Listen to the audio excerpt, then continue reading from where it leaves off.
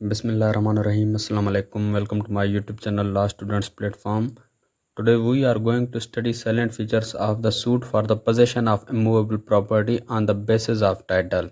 Title की base पे immovable property की पोजेशन को रिकवर करने के लिए जो सूट फाइल की जाती है उसके साइलेंट फीचर्स।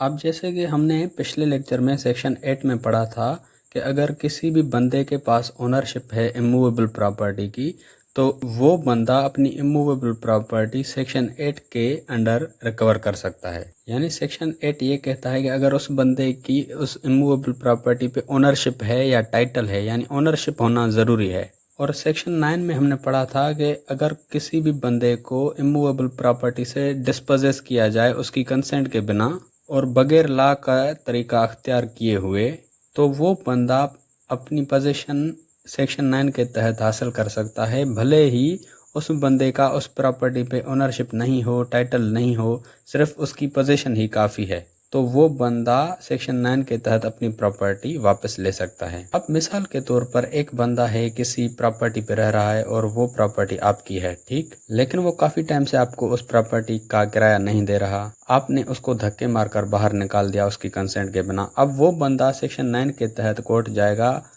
कहेगा कि मेरी इस प्रॉपर्टी पे पोजीशन थी, यानी वो कोई और चीज़ नहीं वहाँ प्रूव करेगा, सिर्फ उसको पोजीशन ही प्रूव करनी है कि मेरी यहाँ पर पोजीशन थी, तो कोर्ट उसको वो प्रॉपर्टी की पोजीशन दे देगी सेक्शन 9 के तहत। अब उसके बाद प्रॉपर्टी तो आपकी है, आप ये प्रॉपर्टी कैसे ले सकते हैं? फिर आप जो है सेक्शन 8 के तहत जाएंगे और वहाँ आप अपनी ओनरशिप साबित करेंगे, यानी ये कहेंगे कि इस इमूवेबल प्रॉपर्टी की ओनरशिप मेरी है, ये मेरे डॉक्यूमेंट्स हैं, और उसके बाद आप सेक्शन 8 के तहत वो अपनी इमूवेबल प्रॉपर्टी रिकवर कर सकते हैं।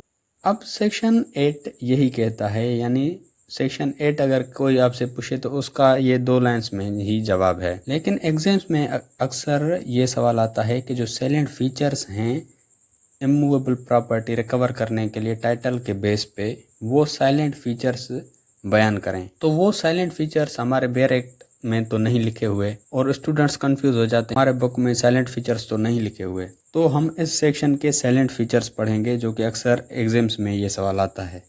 A suit for the possession of immovable property on the basis of title is a legal action taken by individual or entity to claim the ownership and seek the possession of property. The purpose of such suit is to establish and prove that plaintiff has valid and superior title to the property in question, entitling them to rightful possession. Here are the silent features of such suit. Title की base पे किसी भी immovable property की position हासिल करना एक legal action है जो कि कोई भी शख्स उस प्रॉपर्टी पर ओनरशिप क्लेम करते हुए ले सकता है।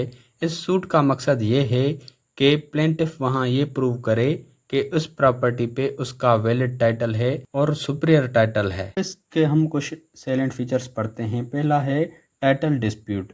The plaintiff asserts that they have valid title to the property while the defendant may challenge this claim and assert their own title or right to possession. अब ये जो सूट होगी वो इमूवेबल प्रॉपर्टी की ओनरशिप के around resolve करेगी।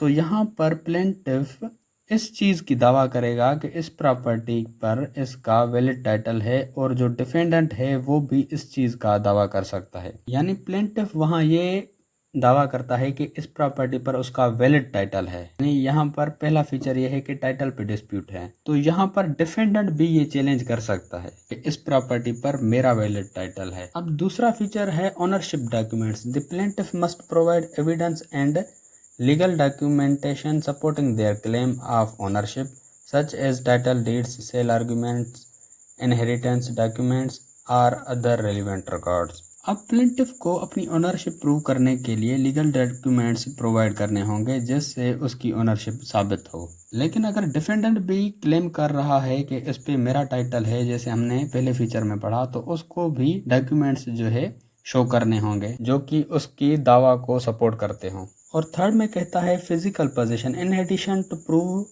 ownership, the plaintiff must demonstrate that they are entitled to physical possession of the property. अगर उस प्रॉपर्टी पर प्लेंटिफ की फिजिकल पोजीशन थी तो उसको वो भी शो करनी होगी, क्योंकि बाज़ औक़ात जो ओनर होता है उसकी वहाँ पर फिजिकल पोजीशन नहीं होती। जैसे मैंने आपको शुरू में मिसाल दिया कि अगर आपकी प्रॉपर्टी है, आपकी उस पर ओनरशिप है, लेकिन आपने वो किराए पे दे दी है, तो फिजिकल पोजीशन तो उस बंदे की है, आपकी नहीं है। लेकिन अगर आपकी उस पर फिजिकल पोजीशन है तो आपको वो भी शो करनी होगी, लेकिन अगर नहीं है तो सिर्फ आपको ओनरशिप ही शो करनी होगी। फोर्थ फीचर है suffered harm. Plaintiff must demonstrate that he has direct and personal interest in the property and have suffered or likely to suffer harm due to the defendant action। Plaintiff को यहाँ पर यह भी show करना होगा कि इस प्रॉपर्टी पर इसका पर्सनल इंटरेस्ट था और डिफेंडेंट के एक्शन से इसको नुकसान हुआ है। यानी अगर उस प्लेंटिफ को कोई नुकसान हुआ है, यानी उसने उसको किराया नहीं दिया, तो ये भी एक किस्म का नुकसान है, या उसने उस सूट पे खर्च किया, या जो भी डायरेक्टली इनडायरेक्टली उसकी वजह से उसको नुकसान हुआ है, वो भी जो है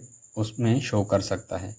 फिफ्थ है court jurisdiction। The suit is filed in the appropriate court with the jurisdiction over property related matters। The specific court and the procedural requirement may vary depending on the country or jurisdiction। अब इसमें कहता है कि मुख्तलिफ ममालिक की jurisdiction का procedure मुख्तलिफ हो सकता है, यानी उसकी रिक्वायरमेंट्स जो है मुख्तलिफ हो सकती है। कहीं पर कोई डॉक्यूमेंट्स मांगे जा सकते हैं कौन सी jurisdiction में, या किसी और कंट्री में कोई और डॉक्यूमेंट्स मांगे जा सकते हैं, तो ये थोड़ा बहुत डिफरेंस हो सकता है।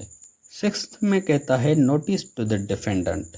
The defendant must be properly notified of the suit and given an opportunity to respond. This ensures that both parties have fair chance to present their arguments and evidence before the court. Defendant यानी जिसके खिलाफ suit file की गई है उसको अच्छी तरह notify किया जाए कि आपको इस प्रॉपर्टी के केस में सूट फाइल की गई है आपके खिलाफ, और उसको अपनी बात रखने का भी मौका दिया जाए। इससे दोनों पार्टीज़ को अपने आर्ग्यूमेंट्स और एविडेंस कोर्ट में सामने रखने का फेयर चांस मिलेगा और इंसाफ बरकरार रहेगा। यानी अगर प्लेंटिफ ने उस पर केस किया है तो कोर्ट डिफेंडेंट को भी अच्छी तरह नोटिफाई करेगी और उसको फेयर चांस देगी अपने आर्ग्यूमेंट्स और एविडेंस पेश करने का। और सेवंथ में कहता है burden of proof. The burden of proof lies with the plaintiff to establish their superior title and right to possession. They need to provide the sufficient evidence and legal arguments to convince the court that their claim is valid. जो burden of proof है वो हमेशा plaintiff के ऊपर लाया करेगा और वो अपनी ओनरशिप